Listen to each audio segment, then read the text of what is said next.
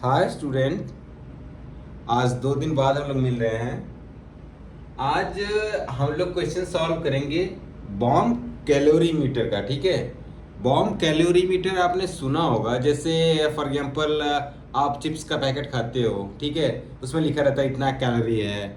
या फिर कोई ग्लूकोज आप जाते हो मेडिकल स्टोर से खरीद के लाते हो, उसमें भी लिखा रहता है कि इतना फैट है, ये है वो। मतलब आप कुल मिला के देखो तो उसमें एनर्जी, जैसे बिस्किट आप खरीदते हो उसमें भी लिखा होता है, मीन्स एनर्जी लिखा होता है कितना कैलोरी है। ठीक है, तो ये कैलोरी मेज़र कैसे करते हैं, वही हम उसी पे हम एक न्यूमेरिकल सॉल्व करेंगे। कैलोरी मीटर से हम लोग कैलोरी या एनर्जी हम मेज़र करते हैं।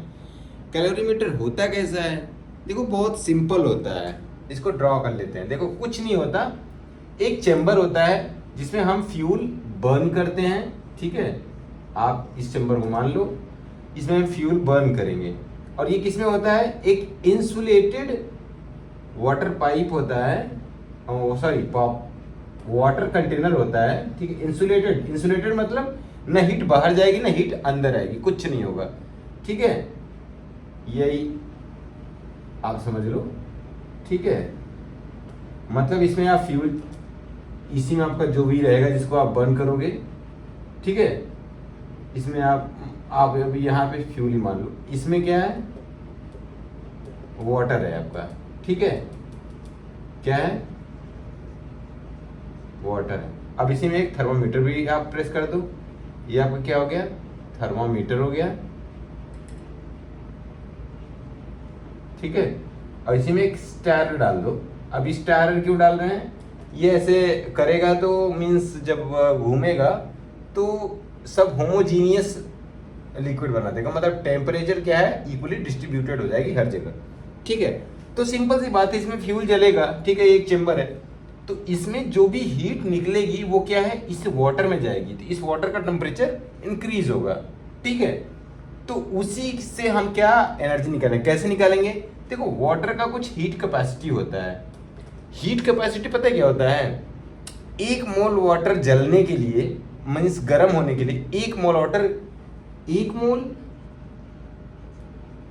1 डिग्री सेंटीग्रेड इंक्रीज होने के लिए कितने आपको क्यू की जरूरत पड़ रही, कितने हीट की जरूरत पड़ रही है, मीन्स 1 डिग्री सेंटीग्रेड के लिए।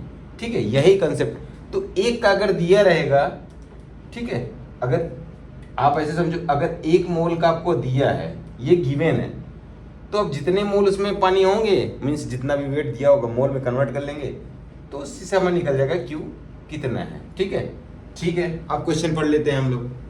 क्वेश्चन क्या है, 0.16 ग्राम। अब देखो 0.16 ग्राम दिया है, जबकि H2O जो होता है पानी, सॉरी 0.16 ग्राम ऑफ मेथेन लिखा है। ठीक है, मेथेन का आप अगर वेट निकालोगे, एटॉमिक वेट, तो कितना आएगा आपका, CH4 है ना।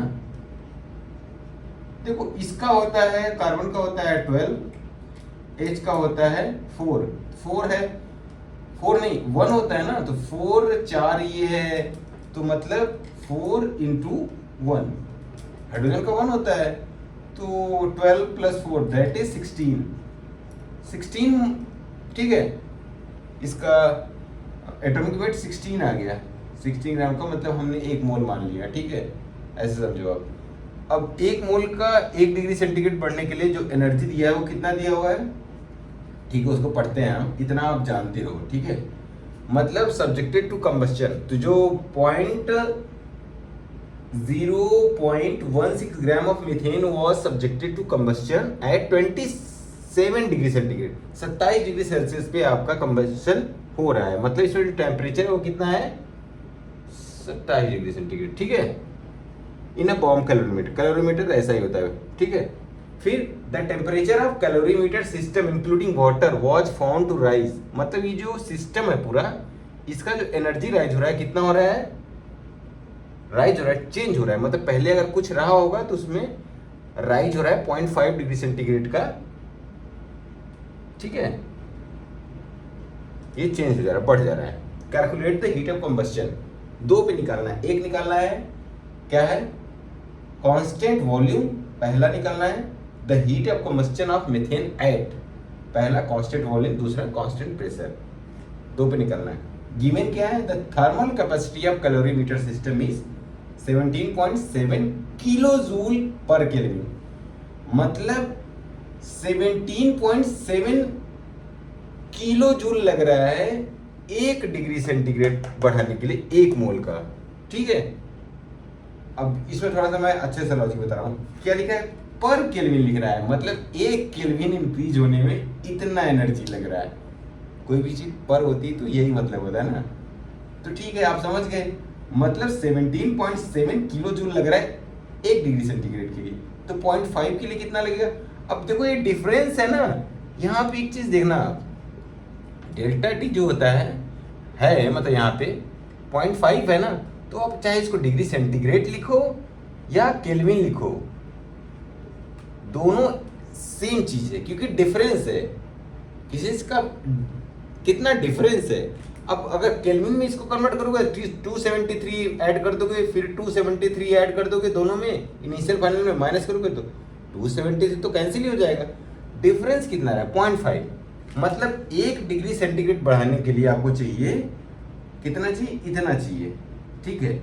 यूनिटरी मेथड सिंपल, तो अब CH4 था तो 16 ग्राम का आपने 1 मोल माना था, तो 0.61 मतलब 16 ग्राम में यूनिटरी मेथड आप सिंपल करो 1 मोल आपका बन रहा था, ठीक है। अब ये समझो आप 16 ग्राम का 1 मोल बन रहा था, इसमें आपको हीट कैपेसिटी कितनी लग रही थी, मतलब इतना किलो जूल आपको लग रहा था 1 डिग्री, ऐसे समझो आप 1 डिग्री सेंटीग्रेड बढ़ने के लिए आपको लग रहा था, 1 डिग्री सेंटीग्रेड बढ़ने के लग रहा था, या 1 केल्विन, 1 केल्विन कुछ भी करो, इतना लग रहा था। लेकिन वो बढ़ा किसका रहा था, 16 का बढ़ा रहा था ना, तो इतने का बढ़ाने के लिए कितना लगेगा, 0.016 का, 0.016 का बढ़ाने में कितना लगेगा, सिंपल है, आप कितना मोल हो जाएगा। देखो जब 16 था तो 1 मोल हुआ, इतने से कितना मोल हो जाएगा, डिवाइड कर दो, ठीक है, कितना आ जाएगा,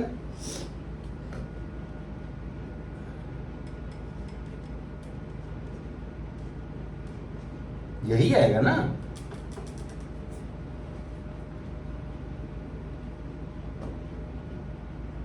ये आपको अगर कंफ्यूजन लग रहा है तो थोड़ा डिटेल में जाते हैं हम, क्यों ऐसा कर रहे हैं। देखो बहुत सिंपल यूनिटरी मेथड, 16 ग्राम से 1 मोल बन रहा है, ठीक है, तो 1 ग्राम से कितना बनेगा, 1 मोल डिवाइड बाई 16, यही होगा ना, तो 0.61 ग्राम से कितना बनेगा, इतना ही तो दिया है, इसमें जाएगा मल्टीप्लाई हो जाएगा, 1 इंटू 0.16 डिवाइडेड 160 कितना आ गया, कैंसिल कैंसिल 0.01, ठीक है, 0.01 मोल, यही है, ठीक है। ये एक्सप्लेन हो गया आपका, तो मतलब आपका टोटल मोल कितना आ गया 16 ग्राम के लिए, 0.01 मोल, ठीक है। अब 1 मोल का टेम्परेचर बढ़ाने के लिए आपको, ये आपने मोल कैलकुलेट कर लिया, ठीक है, अभी इसकी जरूरत पड़ेगी। अब ये सपोज करो आप 1 डिग्री सेंटीग्रेड के लिए इतना चाहिए था, तो 0.5 डिग्री सेंटीग्रेड, 0.5 का डिफरेंस के लिए कितना, बस मल्टीप्लाई कर दो इसमें, है ना, तो क्या हो गया, टू राइज 0.5 क्या हो गया, जो आपको एनर्जी चाहिए होगा यानी Q चाहिए होगा, वो कितना हो गया, 17.7 इंटू 0.5 डेट इज इक्वल टू, मल्टीप्लाई कर लो आप, 8.85 आ रहा है, सिंपल है ये, कोई मतलब मैंने कुछ अलग नहीं किया है, 17.7 का 8.5 इतना ही तो होएगा, ठीक है।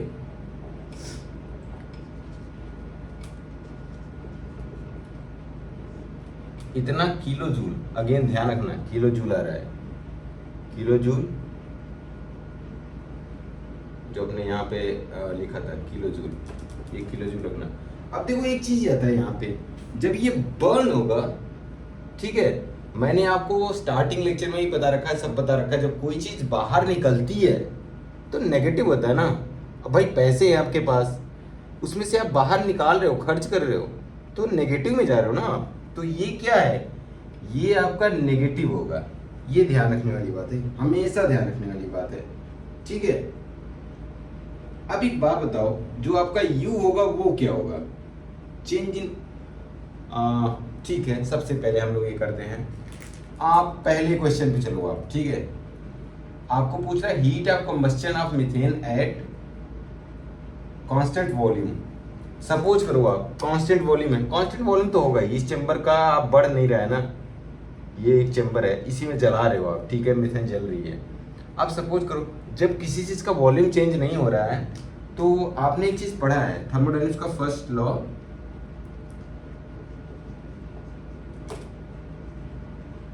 फर्स्ट लॉ थर्मोडायनेमिक्स का क्या है,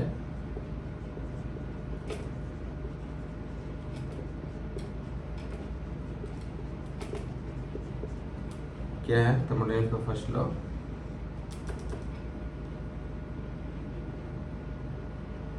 U is equal to Q plus W, याद है, delta U is equal to delta Q plus delta कितना वर्क डन हुआ, मतलब इंटरनल एनर्जी में चेंज वही आएगा, ठीक है। ये बहुत फर्स्ट लॉ तो आपने पढ़ा ही है,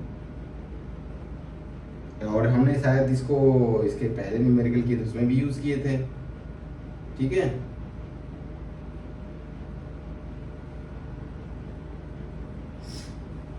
सपोज करो आपका जैसे ये चैम्बर है, इसमें जल रहा है, अब इसी में वर्क डन तो जीरो हो गया, क्यों, कांस्टेंट वॉल्यूम मैंने आपको बताया था, जब वॉल्यूम चेंज नहीं होता है तो वर्क डन जीरो होता है, ठीक है, ये आपका जीरो हो गया। अब जो भी क्यू क्या है, नेट हीट क्या है, जो जल रहा है, जिसमें से हीट जो निकल रहा है वही तो है आपका, वो किस, वही चेंज जो इंटरनल एनर्जी में चेंज आएगा उसी के इक्वल होगा, तो वो कितना आ रहा है, अभी आपने कैलकुलेट किया 8.85 कुछ आपने कैलकुलेट किया था, राइट, सिंपल है। लेकिन यहाँ पे हमें एक समझने की बात है, ये 0.5 बढ़ाने के लिए इतना एनर्जी चाहिए, लेकिन कितना इसका, एक मोल का, यहाँ पे आप देखो पर मोल है, ये आपका निकला है, ये है ना पर मोल, पूरा क्या है, kilo joule per kelvin, kilo joule per kelvin, ये है एक मोल का। तो सेकंड में कितना मोल आ रहा है आपका, मोल आपने कैलकुलेट किया था 0.6 ग्राम का कितना मोल हो गया था, 16 का एक है तो 0.6 का कितना हो गया, 0.616 divide by 0.16 divide by 16, that is 0.01, ठीक है। तो पर मोल, अब इसे डिवाइड कर दो 0.01 से, ठीक है, तो ये क्या आ गया, -8.85 डिवाइडेड 0.01, तभी तो पर मोल आएगा, इतने मोल का जितना भी होता है, तो कितना आ गया 885 आ जाएगा ना, 100 मल्टीप्लाई कर दो, ये कितना आ गया 885 किलो जूल ही है,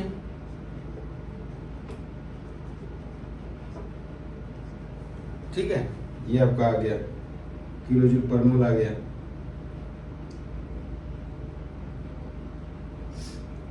अब सेकंड निकालते हैं, ठीक है, सेकंड क्या बोल रहा है, एट कांस्टेंट वॉल्यूम जो हीट ऑफ कंबस्शन था, जो इंटरनल एनर्जी होगा वही आपका हीट ऑफ कंबस्शन होगा, दोनों सेम ही होंगे, ये और ये सेम होगा, ठीक है। ये पहला तो हो गया मान लो। अब दूसरा पे आते हैं, ठीक है, क्या कह रहा है, कांस्टेंट प्रेशर पे अब कांस्टेंट प्रेशर है, प्रेशर तो कांस्टेंट है, बट वॉल्यूम चेंज, वो मतलब कुल मिला के ये जो है ना इंसुलेटेड है, लेकिन ये कह सकते हो आप वॉल्यूम चेंज हो रहा है, कोई नहीं, गर्म हो रहा है, थोड़ा सा एक्सपेंड हो रहा है, कोई दिक्कत नहीं, एक्सपेंड हो जा रहा है, पिस्टन टाइप का है, ठीक है।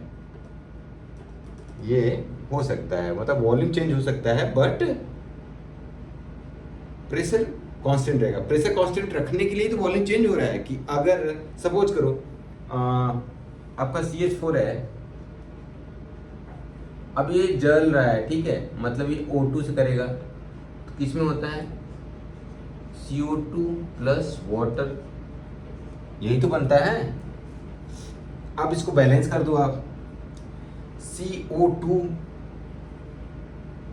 ये मतलब 2 इसको कर दो अगर, ठीक है, CH4 ये बैलेंस हो गया, 2 3, तो एक काम करो, तो कोई नहीं, यहाँ पे 2 हो गया, 2 यहाँ पे हो गया, यहाँ पे भी 2 कर दो, ये 4 बैलेंस हो गया, C बैलेंस ही है। मतलब अगर 1 मोल CH4 का और 2 मोल ऑक्सीजन का मिल के जल रहे हैं तो बना रहे हैं 1 मोल CO2 का।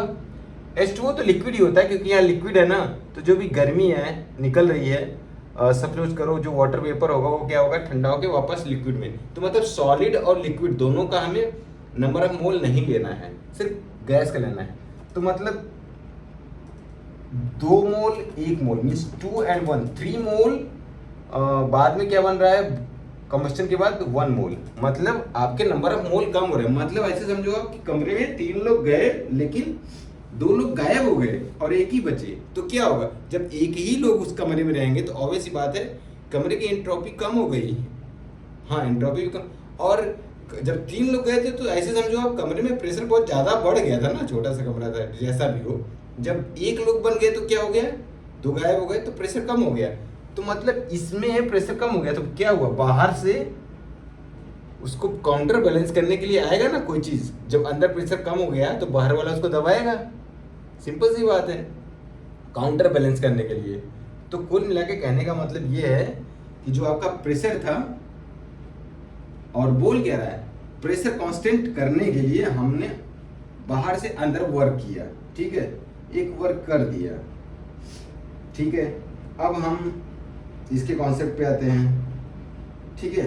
अब एक चीज देखो, यहाँ पे जो Q हमने कैलकुलेट किया था ना, कांस्टेंट वॉल्यूम होता है ना, इसलिए हम इसको Q भी बोलते हैं। ऐसे ही प्रेशर वाले में जब हम करेंगे ना, सेम वहां पे भी यही फॉर्मूला लगाओ आप, ठीक है, लगा लो।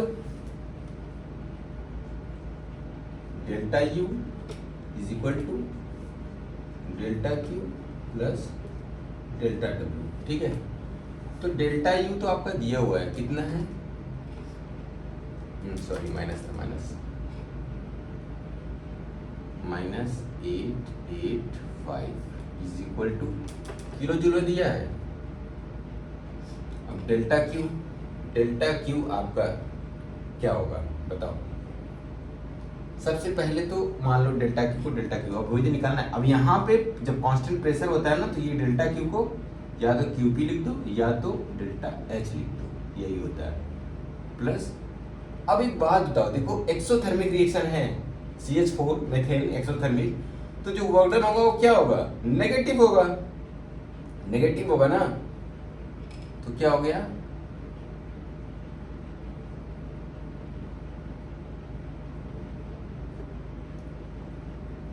अब एक बात बताओ, R दिया हुआ है, R nRT, ठीक है। अगर यहाँ पे हम nRT पुट कर दें तो सही रहेगा ना, nRT T कहाँ से लाएंगे, 27 डिग्री सेंटीग्रेड दिया हुआ है, तो हमें केल्विन लेना है ना। देखो केल्विन, हर जगह केल्विन लिखा है ना, तो 27 और 273 ऐड कर दो तो कितना हो जाएगा, 300 केल्विन हो जाएगा, ठीक है। तो अब R दिया ही है, N कहाँ से आएगा, N सिंपल सी बात है, N में क्या चेंज आ रहा है, डेल्टा N में क्या चेंज आ रहा है, अरे सिंपल सी बात है, पहले 3 2 1 3 3 2 and 1 3 moles are there, but after combustion only 1 mole, this is a liquid। So total difference in mole क्या गया, एग्जैक्ट जो लास्ट में बच रहा है वो क्या है, पहले 3 था बाद में 2 और सॉरी 1 हो गया, मींस पहले 3 mole of gases are there, 2 mole इसका और 1 मोल इसका, बाद में 1 मोल बचा। तो मतलब पहले 3 थे, बाद में 1 हो गया, तो क्या गया, अगर फाइनल आपका 1 है, इनिशियल 3 है, ठीक है, तो ये तो नेगेटिव ही आ जाएगा। फाइनल मोल कितना हो गया आपका 1 माइनस 3 माइनस 2, यही होगा ना आपका जो फाइनल होगा आपका, ठीक है, जो फाइनल, ठीक है। अब सब वैल्यूज पुट कर दो आप, जब वैल्यूज पुट करोगे, ठीक है, तो डेल्टा एच इधर ले आओ, सॉरी इसको इधर ले आ दो, तो delta H is equal to क्या हो जाएगा -885। अब देखो यहाँ जाएगा, कर लो आप,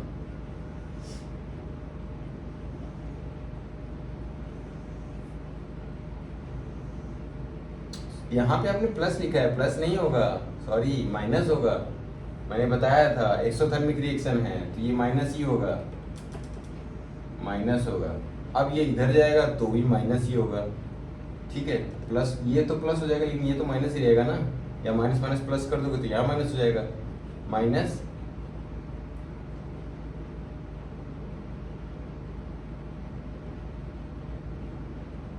टू इंटू आर क्या है,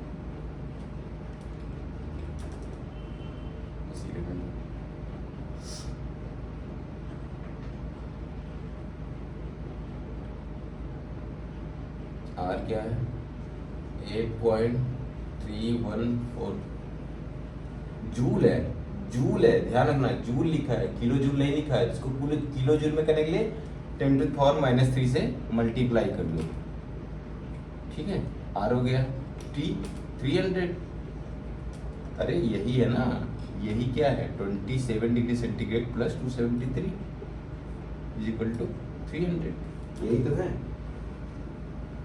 अब इसको आप सिंपल कैलकुलेशन है, तो यार देखो ये तो कैलकुलेशन करना पड़ेगा, कर लेते हैं, कोई दिक्कत नहीं है। तो क्या हो गया -885 माइनस 4 पॉइंट कितना है 4 पॉइंट इतना तो करना पड़ेगा, माइनस प्लस 9884, ठीक है, मतलब ये नियरली किसके इक्वल आ गया 4.9 8.5, इसको अगर 5 मान लो तो ठीक है 5890, ये कितना आ गया 890 किलो जूल आएगा, ध्यान रखना 890, लेकिन ये नेगेटिव में आएगा, क्यों, नेगेटिव नेगेटिव नेगेटिव नेगेटिव सब नेगेटिव, किलो जूल पर मोल ना, पर मोल या लाइन खींच दो, यह यहाँ पे -1 लगा, बात एक ही है। ये आपका फाइनल आंसर आ गया, आई होप ठीक है।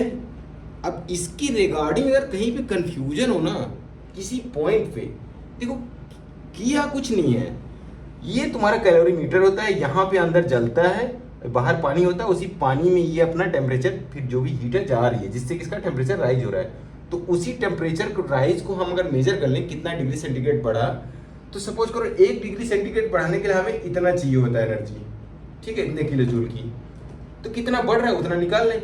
अब यहाँ पे क्या हो रहा है, यहाँ पे 0.5 ही बढ़ रहा है, तो ऑब्वियस ही बात है इतना 1 के लिए चाहिए, तो 0.5 के लिए आधा, मतलब वही 17.7 का आधा 8.85।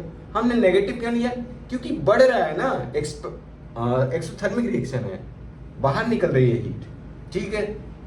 अब और यही आई थिंक बोला भी था, अब इससे भी सपोज कर लो आप 0.5 के लिए इतना जूल चाहिए होगा हमें, मतलब ठीक है। अब पहला क्वेश्चन क्या कर रहा है कि कांस्टेंट वॉल्यूम पे इंटरनल एनर्जी में चेंज क्या आएगा, तो पहला फर्स्ट लॉ जो थर्मोडायनेमिक्स का वो क्या है, delta U is equal to delta Q plus delta W, इतना होता है। अब कांस्टेंट वॉल्यूम है, वॉल्यूम चेंज नहीं हो रहा है तो वॉल्यूम जीरो हो जाएगा, ठीक है। अब Q is equal to delta U के इक्वल आएगा। अब Q हमें निकालना है, डेल्टा यू Q क्या आएगा, कितना हीट निकला, ये निकल रहा है तुम्हारा किसके लिए, 1 मोल के लिए इतना चाहिए। अगर 0.5 बढ़ाना है तो 0.5 बढ़ाना है, मतलब देखो 0.5 बढ़ाना है तो कितना, लेकिन 1 मोल के लिए ना, 1 मोल। ये हमें चाहिए 1 मोल जब बढ़ रहा है, सॉरी 1 डिग्री सेंटीग्रेड या 1 केल्विन जो भी आप मान लो, तो हमें इतने एनर्जी की जरूरत पड़ रही है। 0.5 के लिए हमने निकाल लिया, ठीक है। अब सपोज करो आप 0.16 ग्राम, अब 0.16 ग्राम में कितना मोल होगा, 0.16 ग्राम में कितना मोल होगा, 16 में इतना डिवाइड कर दो भाई, जितना है बस वही आ गया, तो कितना आ गया 0.01, ठीक है। अब 0.01 के लिए, अब 1 के लिए इतना चाहिए, इसके लिए कितना चाहिए, डिवाइड में आ जाएगा, कितना आ गया -885 किलो जूल पर मोल आएगा, ठीक है। इतना हमें चाहिए 0.5, जो हम बात कर रहे हैं 0.5 के लिए, ठीक है। ये इंटरनल एनर्जी तो आपका आ गया। अब आता है second one, at constant pressure, ठीक है। फिर वही आप फर्स्ट लॉ ही लगाओ, delta U is equal to delta, यहाँ पे क्यूबी ले लिए तो वॉल्यूम था, अब प्रेशर में तो क्यूपी ले लो, डेल्टा डब्ल्यू, ठीक है। अब delta PV is equal to NRT, ठीक है, ये आप यहाँ पे लगा दो। अब यहाँ पे एन आपको चाहिए होगा, एन क्या हो जाएगा, सिंपल सी बात है, पहले मीथेन और ऑक्सीजन दोनों मिलके, मीथेन और ऑक्सीजन मिलके कार्बन डाइऑक्साइड और पानी बना लिए, ठीक है। जो वाटर है वो तो आपका लिक्विड हो जाएगा, तो उसका तो मोल रह ही नहीं जाएगा, उसको छोड़ दो। यहाँ पे इसका 1 मोल, इसका 2 मोल, 3 मोल, मतलब 3 मोल, और इसका 1 मोल बन रहा है, मतलब ऐसे समझो 3 था और 1 बचा, तो डिफरेंस 2 का आया, फाइनल 1 बना, 1 ही बना, इनिशियल 3 था इनिशियली, तो डिफरेंस आया 2 का, -2 का, ठीक है। अब डेल्टा यू आपका दिया हुआ है 885 नेगेटिव, डेल्टा एच बोलते हैं, डेल्टा क्यूपी को डेल्टा एच बोलते हैं एट कांस्टेंट प्रेशर, ठीक है, enthalpy is equal two plus आपका जो वर्क डन है, वर्क डन आपका क्या होगा, डेल्टा एन, ठीक है।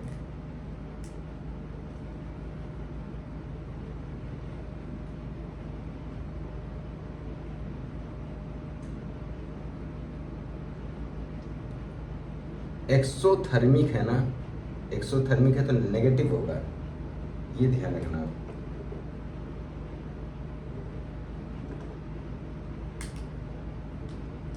और ऐसे मत चलो आप, इस फॉर्म इसी पे चलो, कॉन्सेप्ट पे चलो। अब अगर क्यूपी निकालोगे, ये दिस इक्वल टू दिस, यहाँ पे आप प्लस ही लिखो, ठीक है। अब अगर इसको इधर ले आओगे तो माइनस नेगेटिव हो जाएगा, नेगेटिव हो जाएगा, ठीक है, नेगेटिव करो। लेकिन अब ये बात मुझे बताओ, ये डिफरेंस 2 आ गया, अभी आप कहोगे कि यहाँ पे नेगेटिव आया, नेगेटिव नेगेटिव पॉजिटिव हो जाना चाहिए, इसीलिए हमने इसको नेगेटिव लिया था, कि इधर आएगा तो कोई फर्क नहीं पड़ेगा, ठीक है, इसीलिए हमने इसको नेगेटिव लिया था। क्यों नेगेटिव लिया था, क्योंकि ये एक्सोथर्मिक है, एक्सोथर्मिक जहां भी रहेगा वहां पे वर्क डन नेगेटिव आएगा। आंख मूंद के बोल दो, पहले में जरूरत क्यों नहीं पड़ा, क्योंकि यहाँ पे 0 था इसलिए जरूरत नहीं पड़ा, लेकिन दूसरे में हमें जरूरत पड़ेगा, ठीक है। मतलब ये जो है आपका प्लस ही रखो, लेकिन एक्सोथर्मिक है तो आइडेंटिटी हमने चेंज करके नेगेटिव ले ली। साइन कन्वेंशन में देखो, एक्सोथर्मिक है तो क्या है वर्क डन, W क्या होगा, नेगेटिव होगा। एंडो है तो वर्क डन क्या होगा, पॉजिटिव है। एक्सपेंशन है तो वर्क डन क्या होगा, नेगेटिव होगा। और कंप्रेशन है तो वर्क डन क्या होगा, पॉजिटिव होगा। ये चारों चीजें आपको हमेशा याद रखनी चाहिए, तो क्या है साइन कन्वेंशन की गलती नहीं होगी। अब यहाँ पे जब इसको इधर ले जाओगे तो पॉजिटिव हो जाएगा, लेकिन ओवरऑल यहाँ पे माइनस क्यों लिखा मैंने, क्योंकि डेल्टा एन जो आपका है, देखो डेल्टा एन आपने जो निकाला है, फाइनल आपका 1 मोल बच रहा है, लेकिन इनिशियली 3 था, तो डिफरेंस -2 आ गया, -2 इसीलिए हमने यहाँ पे लिखा है। तो प्लस था माइनस था तो माइनस हो गया। अब इसको मल्टीप्लाई कर लिए। अब ये देखो यहाँ पे बहुत, यहाँ पे ये जूल दिया है, लेकिन हमने इसको किलो जूल में करने के लिए देखो ये हमेशा ध्यान रखना है आपको कि एक सिंगल यूनिट में लेके चलना है। आई होप अब क्लियर हो गया। अब अगर कहीं पे कोई भी कंफ्यूजन है आप कमेंट करो, I will explain that. Okay, thank you.